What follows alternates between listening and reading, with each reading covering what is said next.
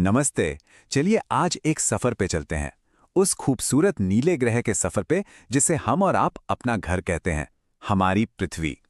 ये एक ऐसी दुनिया है जो जिंदगी से भरी हुई है। सोचिए, जैसे ब्रह्मांड के सन्नाटे में एक अकेला नकलिस्तान। पर कभी सोचा है कि ऐसा क्यों है?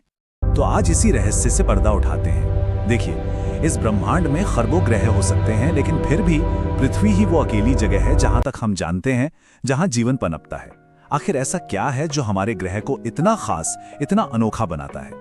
अपनी इस खोज में हम 4 अहम पड़ावों पर रुकेंगे। सबसे पहले हम ये जानेंगे कि पृथ्वी इतनी अनोखी क्यों है। फिर हम जीवन के लिए जरूरी चीजों को समझेंगे। उसके बाद हम पृथ्वी के एकदम सटीक डिजाइन को देखेंगे और आखिर में उस नाजुक संतुलन की बात करेंगे जो आज खतरे में है। तो चलिए अपने पहले पड़ाव से शुरू करते हैं। वो कौन सी असाधारण बातें हैं, वो कौन सी परिस्थितियां हैं जो पृथ्वी को इतना इतना स्पेशल बनाती हैं? ये सोचना भी कमाल का है कि सारा का सारा जीवन, चाहे वो ऊंचे ऊंचे पहाड़ हों या गहरे महासागर, और हम सब पृथ्वी की सतह पर एक बहुत ही पतली परत में सिमटा हुआ है। इसी जीवन देने वाली परत को हम भूपरपटी या क्रस्ट कहते हैं। ये उपमा हमारे ग्रह की हकीकत को बिल्कुल सही तरीके से दिखाती है। जरा सोचिए, अगर हमारी पृथ्वी एक सेब जितनी बड़ी होती तो वो पूरी परत जहां जीवन मौजूद है वो सेब की छिलके जितनी ही पतली होती। ये हमें याद दिलाता है कि हमारा घर कितना कीमती और कितना नाजुक है। तो अगला सवाल ये उठता है कि इस पतली सी परत पर जीवन के लिए किन खास चीजों की जरूरत होती है। चलिए जीवन की इस रेसिपी को समझते हैं। तो सवाल ये है, किसी ग्रह को जीवन के लिए एकदम परफेक्ट क्या बनाता है? इसका जवाब कुछ बहुत जरूरी चीजों में छिपा है। इसमें सबसे पहली और सबसे जरूरी चीज है सही जगह। इसे वैज्ञानिक हैबिटेबल जोन या मजेदार भाषा में गोल्डीलॉक्स जोन कहते हैं। मतलब ये सूरज से बिल्कुल सही दूरी पर है, न बहुत ज्यादा गर्म न बहुत ज्यादा ठंडा, बस इतनी दूरी जहां पानी तरल रह सके। और हम सब जानते हैं जहां पानी है वहीं जीवन की उम्मीद है। ये स्लाइड देखिए, बात एकदम साफ हो जाती है। अपने पड़ोसियों को ही देख लीजिए। एक तरफ शुक्र ग्रह है जो अपने घने वायुमंडल की वजह से 450 डिग्री सेल्सियस की भट्टी बना हुआ है। दूसरी तरफ मंगल है जो -65 डिग्री पर एक बर्फीला रेगिस्तान है। और बीच में है हमारी पृथ्वी, लगभग 15 डिग्री सेल्सियस के आरामदायक औसत तापमान के साथ। मतलब जीवन के लिए बिल्कुल परफेक्ट। लेकिन बात सिर्फ सही तापमान की नहीं है। हमारी पृथ्वी के पास एक और जादुई चीज है, और वो है हमारा वायुमंडल। ये वायुमंडल एक तरह का मल्टीपर्पस लाइफ सपोर्ट सिस्टम है।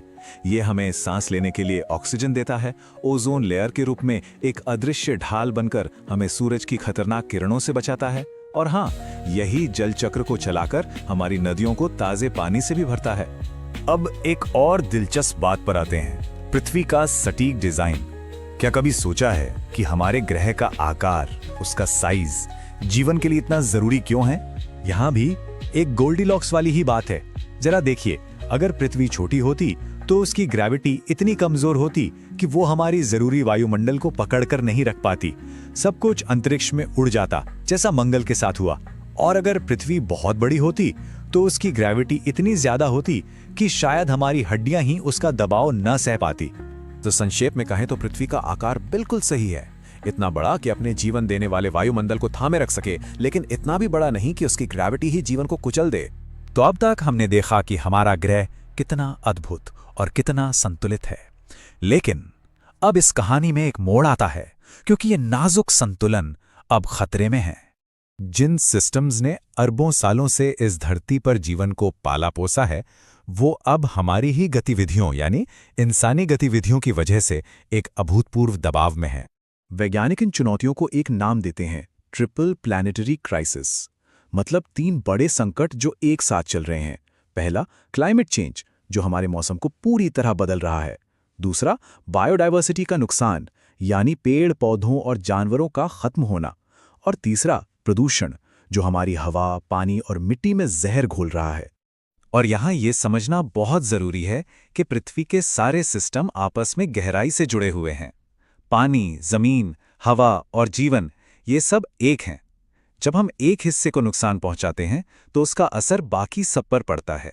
मिसाल के तौर पे फैक्ट्रियों और खेतों से निकलने वाला प्रदूषण वो हमारे पानी और मिट्टी में मिल जाता है। प्लास्टिक का कचरा हमारे इकोसिस्टम को बर्बाद कर देता है और ये जहर आखिर में घूम फिरकर हमारी फूड चेन के जरिए हम तक ही पहुंच जाता है। तो अपनी इस पूरी बातचीत के आखिर में ये एक सवाल हमारे सामने खड़ा है। हमारे ग्रह ने हमें जीवन का सबसे अनमोल तोहफा दिया है। अब ये हम पर है कि हम बदले में उसे क्या देते हैं। इस पर जरूर सोचिएगा।